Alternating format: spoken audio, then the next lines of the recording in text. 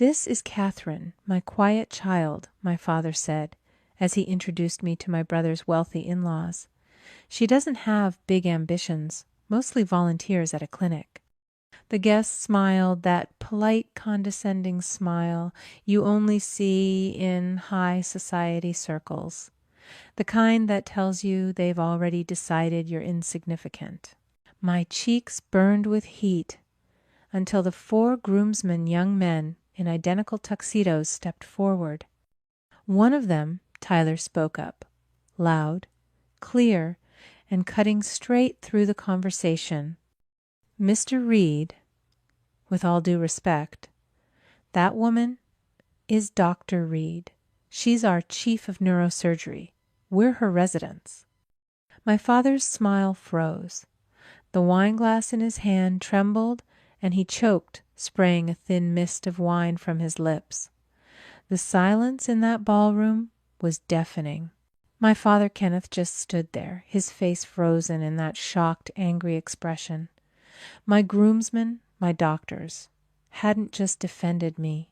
They had rewritten the entire story in 10 seconds. But I need you to understand, what my father said, that wasn't a mistake. It wasn't a slip of the tongue. It was a weapon, carefully chosen and deliberately aimed. He didn't say I was a bad doctor. He said I volunteered at a clinic. He used a small truth to tell a much larger lie. It's been the defining dynamic of my entire life. Growing up, there were 2 children in our house, me and the golden child, my older brother Michael. Michael was the one destined to take over my father's small business. His successes were celebrated. His first big contract was framed and hung in the study. When I got into medical school, my father asked me if I was sure I could handle it. When I completed my first 12-hour brain surgery, he just nodded and asked when I was going to find a husband.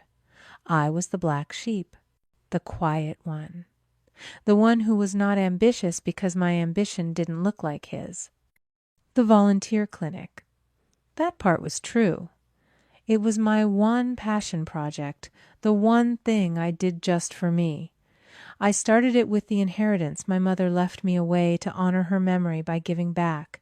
I spend 2 Saturdays a month there working with patients who have nothing. My father knew this. And in that ballroom surrounded by the wealthy and powerful Price family, he felt small. His small business, his entire identity, felt insignificant compared to their generational wealth. And this is the trap of cruel normalization. Psychologists have a term for this scapegoating. When a person feels insecure or inferior, they find a target, usually the different one, the one who is quietest, and they publicly diminish that person to elevate themselves.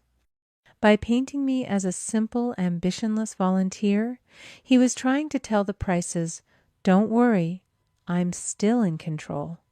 I'm still powerful enough to mock my own child." He needed to make me small so he could feel big. And for 27 years I had let him. I had stayed silent, believing that my achievements, my work, my hands that saved lives, that they would one day speak for themselves. But standing there, watching his face twist, not in remorse, but in rage, at being exposed, I realized the truth. My success would never speak for me. I would have to. The next day the silence was louder than the applause had been. I went to the hospital, I did my rounds, I checked on a post-op patient, and my hands were steady. But my phone remained silent. No text from my father, no voicemail from my brother Michael. "No, I'm sorry, we messed up." I told myself it didn't matter. I had a life. I had patience. I had a son who respected me. But that evening the call finally came. It was my father, Kenneth.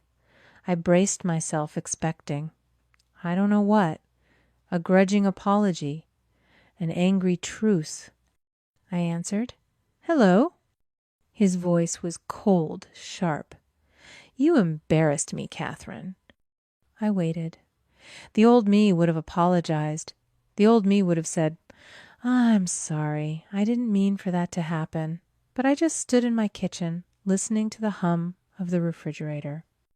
You and those kids, he spat the word. You made me look like a fool in front of the Prices, in front of everyone. I didn't say a word, Dad. They did. They told the truth. You need to fix this, he demanded. I want you to call Robert Price, your new ally, and apologize for the scene you caused at his daughter's wedding. I actually laughed. It was a short, bitter sound. No, I have nothing to apologize for. The silence on his end was heavy, dangerous. When he spoke again, his voice had dropped to a quiet menace. I knew all too well. You'll regret this, Catherine. I swear you will. What are you going to do? I asked, tired. Tell everyone I'm not a volunteer. No, he said, and I could hear the smirk returning to his voice. I'm going to talk to Christopher. I'm going to tell my grandson exactly what kind of selfish, ungrateful, backstabbing mother he really has. I'll tell him how you abandoned this family just to make yourself look important. And that was it. That was the moment the floor broke open. For 27 years, I had built a fortress of silence to protect myself. I had endured the insults, the dismissals, the casual cruelty, all of it. I told myself it was resilience. But hearing him threaten to poison my own son against me, hearing him take aim at the one pure good thing in my life, I realized my silence wasn't resilience. It was permission. He had just used my son as a weapon, and he'd just lost the war. I didn't yell. I didn't cry. I just said, I understand. And I hung up the phone. The decision was made. No more silence. No more hiding. He wanted to talk about legacies. Fine.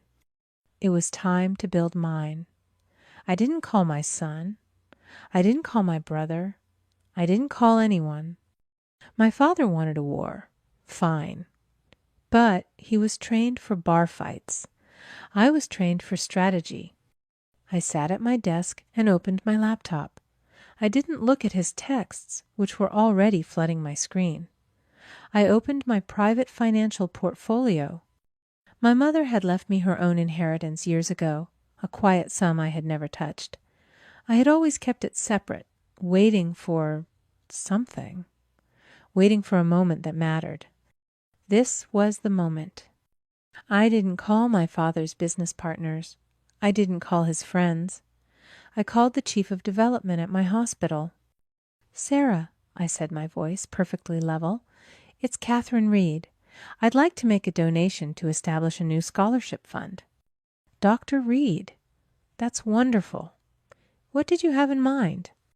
I'm transferring $500,000, I said. It will be called the Eleanor Reed Scholarship, after my mother. It's to be designated for medical students from underprivileged backgrounds, specifically those who are the first in their family to attend medical school. There was a stunned silence on the other end. Catherine, that's transformative. I just want to ensure, I said, that the golden hands of the future aren't left hidden simply because they can't afford the tuition. This is what I've learned. There are two kinds of justice. There is the justice of punishment, which only looks backward, forever tied to the person who hurt you. But then there is the justice of the sower, the justice of building something new. It's a justice that focuses on the future, one that takes the soil poisoned by the past and plants something life-giving. It's a move that makes the attacker's actions look small, petty, and ultimately meaningless.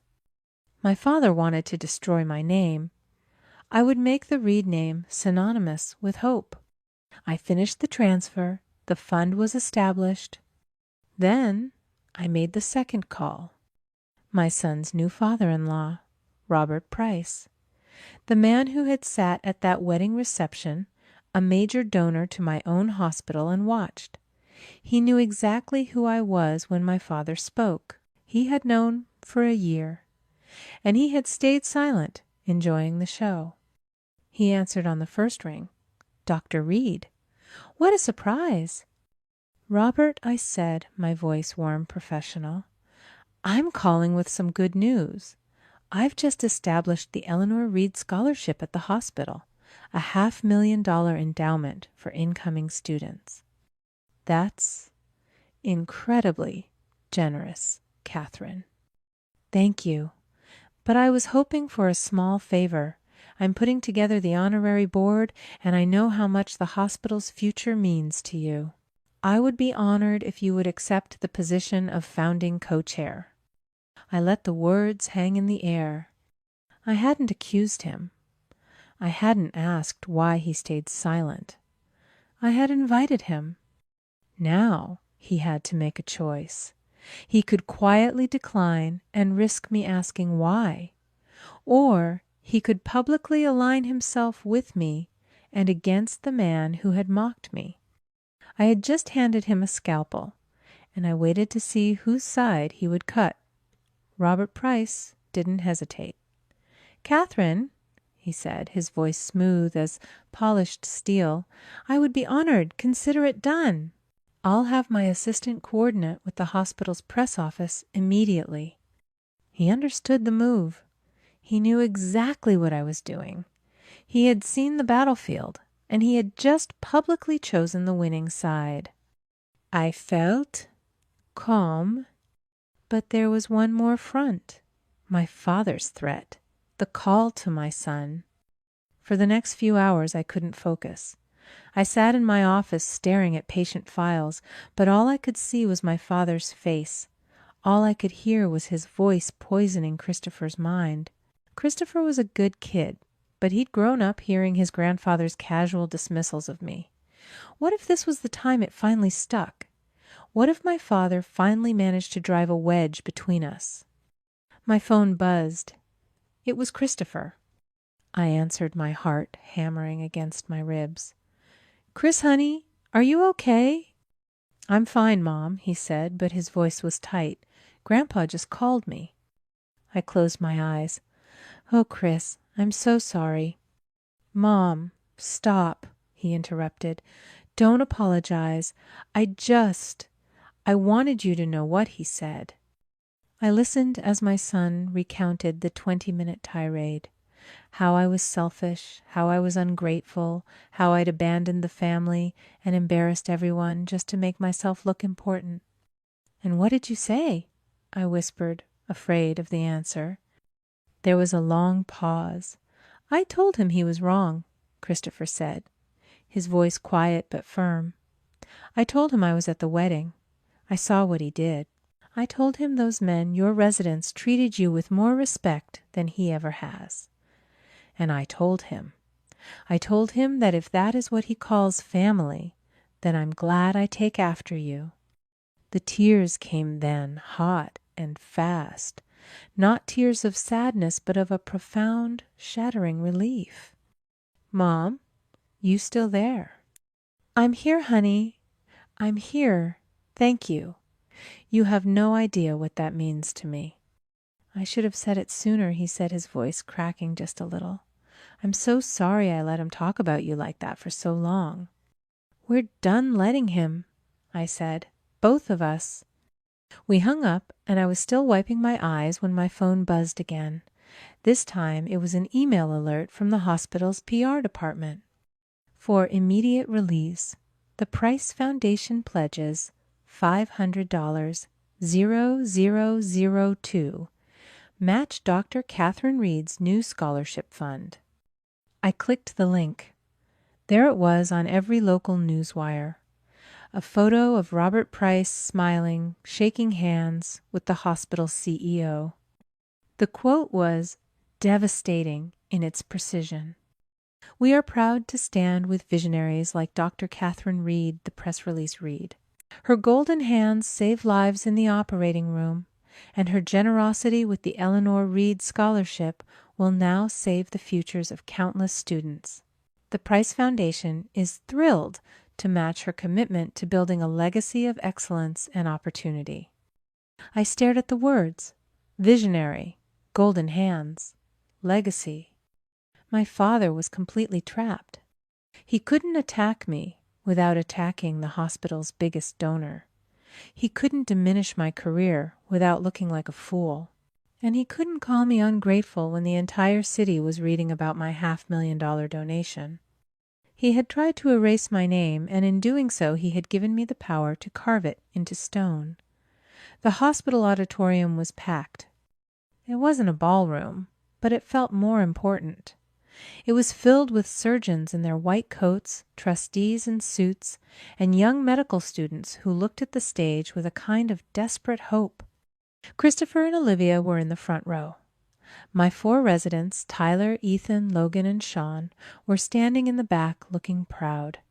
And on the stage, sitting next to me, was Robert Price, looking every bit the philanthropist. I stepped up to the podium.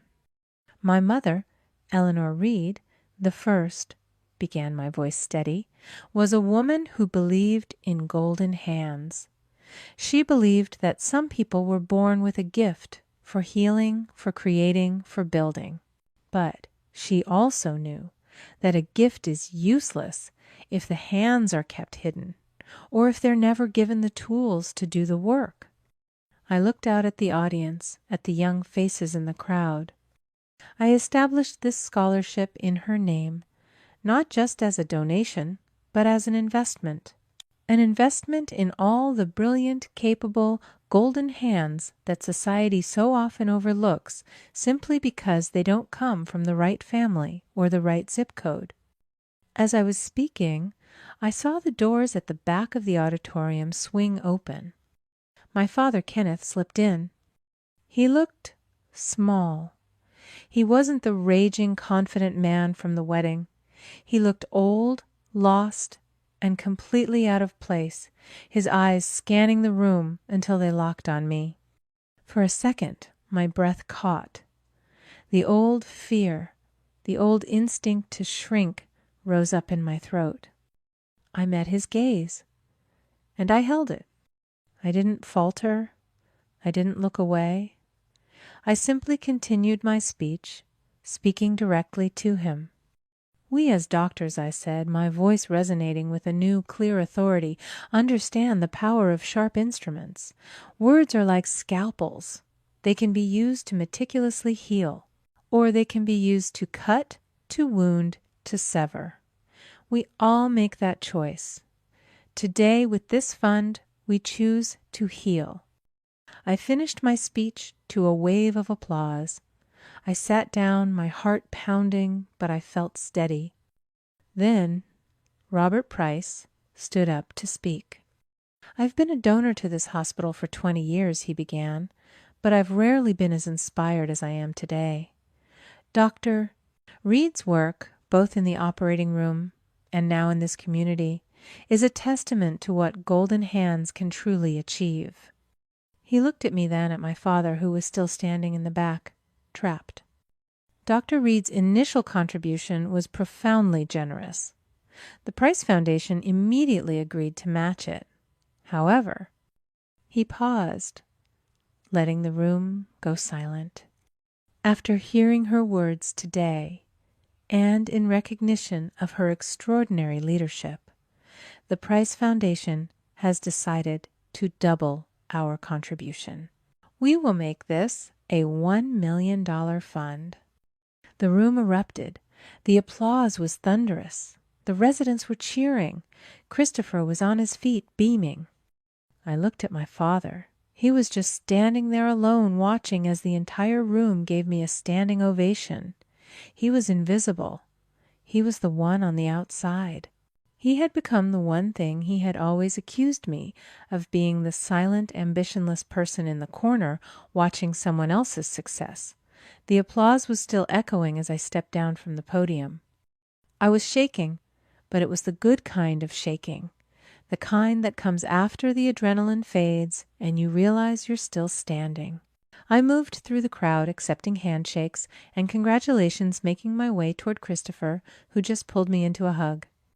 You were amazing, Mom, he whispered. We need to go, Kenneth said. I turned. My father was standing right behind me. His face was pale, his eyes stormy. The crowd had parted around him, sensing the tension. You embarrassed me, he said, his voice low and furious, right there in the middle of my triumph. The old Catherine would have shrunk. The old Catherine would have apologized, would have tried to make him feel better, would have taken the blame. I looked at my father. I saw the insecurity he masked with cruelty. I saw the fear that had driven him to diminish me for 30 years. And for the first time, I didn't feel anger. I didn't even feel pity. I just felt done. No, Dad, I said, my voice just as quiet, but perfectly clear. You're wrong. He blinked, taken aback. I didn't embarrass you, I said. I just stopped letting you embarrass me. And with that, I turned away from him. I took my son's arm. I smiled at my residents. And I walked out of that auditorium, leaving my father standing alone in the wake of the legacy I had just built. I never spoke to him again. And I'm telling you this not because I'm proud of the silence, but because I'm proud of the peace it finally brought me. This is a letter, I suppose, to all the people who have always felt like they were on the sidelines of their own family, to the ones who were told they were too quiet, too sensitive, too different, or not ambitious enough, to the ones who have spent their entire lives making themselves smaller to make other people feel comfortable, to the ones who have been the scapegoat for someone else's insecurity. I need you to hear this. You are not at the edge. You are not invisible. Your worth is not determined by their approval. Your value is not defined by their validation.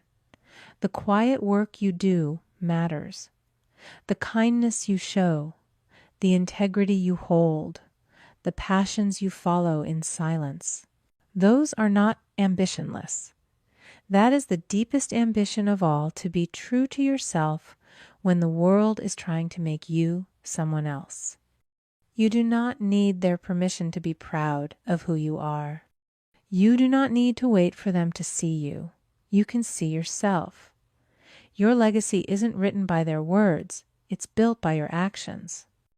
My father spent his life trying to convince me I was worthless, but the moment I stopped listening, his voice had no more power. Have you ever had to choose between family and your own dignity? Share your story in the comments, and don't forget to like and subscribe.